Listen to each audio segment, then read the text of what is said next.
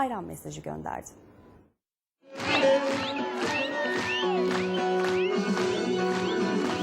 Bana küstü efendim sultanım,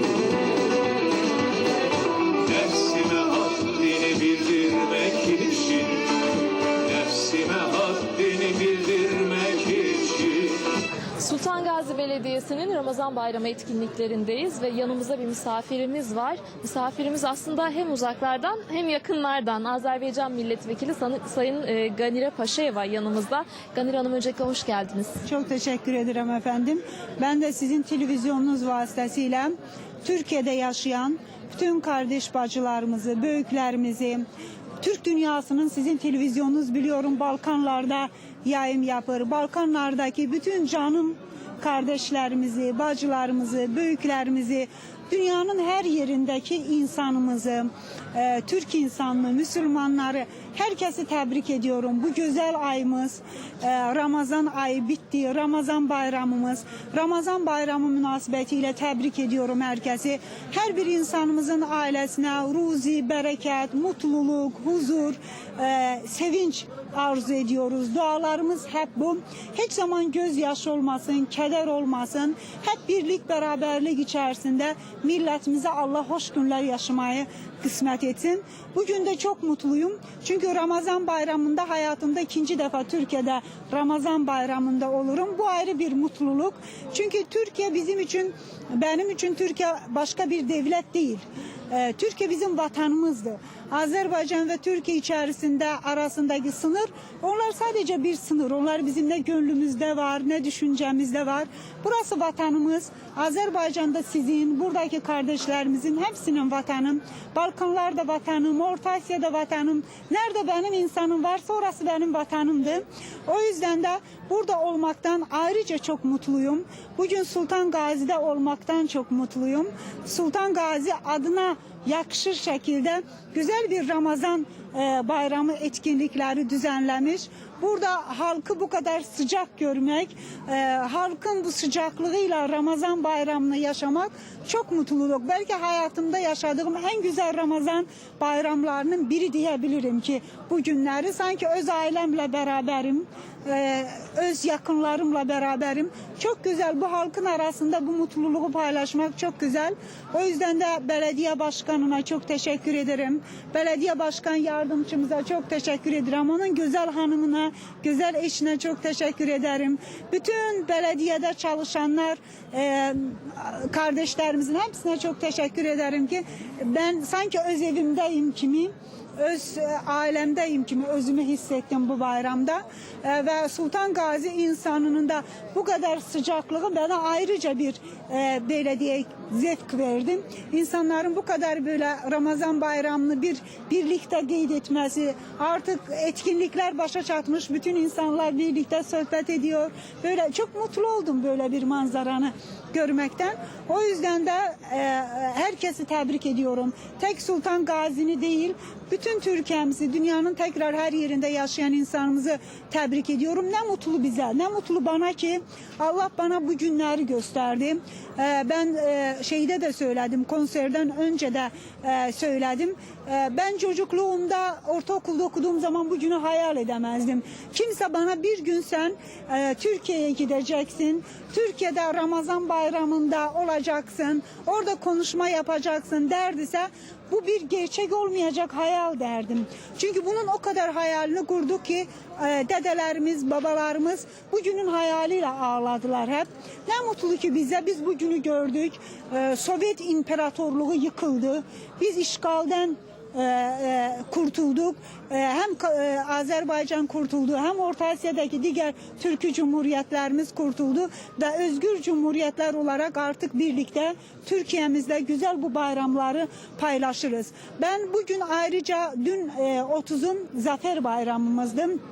Türk dünyasının Zafer Bayramı'dır bu. Ben bunu Türk dünyasının Zafer Bayramı diyorum.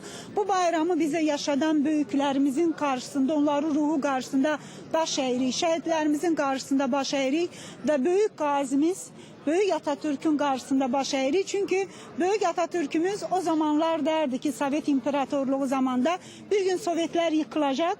O günlere hazır olun. Oradaki kardeş bacılarınız var.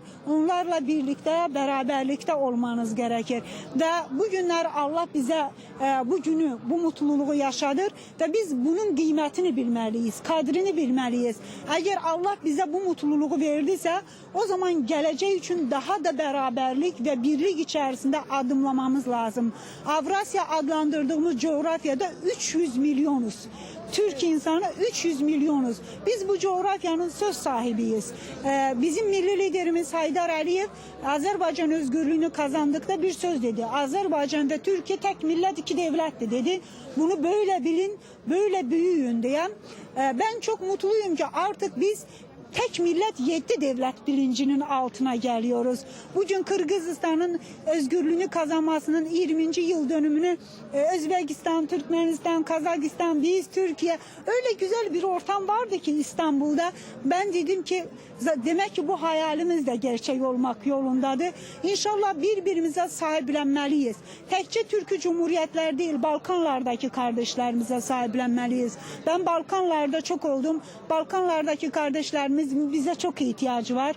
Onlara daha çok sahip çıkmalıyız. Dünyanın her yerindeki insanımıza daha çok sahip çıkmalıyız ve birlik beraberlik içerisinde çok güzel günler bizi bekliyor. O zaman kimse bizim üzerimizden bu bölgede bir şey yapamaz. Bu bölgenin esas gücü, esas söz sahibi de bizim insanımız olur. Ben de bu Ramazan bayramını bu dualarla, bu arzuyla bitirmek istiyorum. Bu tebriki de bu dualarla bitirmek istiyorum. İnşallah çocuklarımıza daha güzel bir miras koyarız. Çocuklarımız kardeşlerine sahip, daha çok sahiplenme duygusu içerisinde olanlar ve milletimiz hiç zaman üzülmez. Ben Türkiye'mize de buradan çok üzüldük. Azerbaycan olarak her şehit cenazesi, her şehidimizin annesi ağlayan zaman biz onlarla ağladık. Şehitlerimizle üzüldük, gurur duyduk aynı zamanda. Çünkü Büyük Mehmet Akif Ersoy derdi ki bayrakları bayrak eden üstündeki kandı. Toprak uğrunda ölen varsa vatandı. Ne iyi ki bizim toprağımız uğrunda, vatanımız uğrunda ölen şehitlerimiz var. Ben bu Ramazan bayramında en önce onların ailesini tebrik etmek istiyorum. Onların annelerinin elinden öpüyorum. Onların eşlerinin elinden öpüyoruz. Bu Ramazan bayramında en büyük tebrik onlara düşür. İnşallah bir daha hiç zaman hüzün yaşamasınlar. Her zaman gurur duyusunlar. Çünkü biz de onlarla gurur duyuyoruz. Şehitlerimiz ölmezdi. Biz her zaman onların karşısında baş eğeriz. Çünkü bütün vatanımızın bütövlüğü, bölünmezliği dünyanın her yerinde ve Türkiye'mizde biz onlara borçluyuz.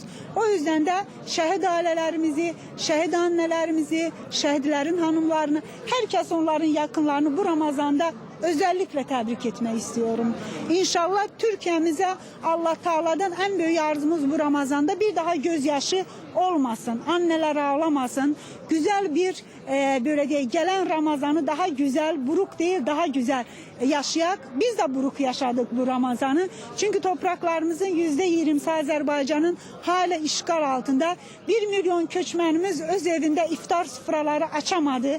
Yine de köçmen durumunda, üzgün durumunda boynu buruk bu Ramazan'ı geçirdiler. O yüzden biz de üzgün geçirdik. Bu Ramazan'ın mutluluğunu yaşadıksa ama biraz da buruk yaşadık bunu. Çünkü 1 milyon insanımız öz evine dönemedi. Allah'tan bu Ramazan'da bütün Azerbaycan Türklerinin tek dileği bu duayla başlayıp bitirdik. Bu bayramda da Sultan Gazi'de bu güzel yerde de bu dualarla bitirmek istiyorum. İnşallah sizinle birlikte bütün Sultan Gazi, bütün insanımız dünyada her biriyle inşallah Karabağ'ı, işgal altında olan topraklarımızı işgalden azat ederik ve ben buna inanıyorum ki biz o topraklarımızı çok yakın zamanda işgalden azat edeceğiz. Gelen Ramazan bayramını böyle bir etkinlikle inşallah Karabağ'da geçirek diyorum. Bayramınız mübarek. Teşekkür ediyorum. Sayın Vekilim, güzel dualarınıza amin dememek mümkün değil. Elbette ki gönülden amin diyoruz. Biz sizi tanıyoruz. Türkiye'de çok seviyoruz. Türkiye'ye sık sık gelmenizden dolayı çok büyük mutluluk duyuyoruz. Ve inşallah duanıza amin diyelim. Bir dahaki Ramazan'da Karabağ'da sizinle birlikte Ramazan bayramını kutlamak nasip olsun diyoruz. Çok teşekkür ederim. Ben de sizin televizyonun güzel çalışmalar yapırsınız. Güzel misyonunuz var. İnşallah ben de sizin bütün televizyonunuzun her bir çalışanının da bu güzel Ramazan bayramını tebrik ediyorum. Ve size arzum daha hızlı, daha çok çalışmak. Çünkü sizin çalışmalarınızın çok önemi var. Ben de sizin bu güzel çalışmalarınızın devam etmesini arzu ediyorum. Teşekkür ediyorum. Sağ olun. Sevgili izleyiciler, gündemdeki gelişmeleri aktardık. Yarın yine aynı saatte görüşürüz.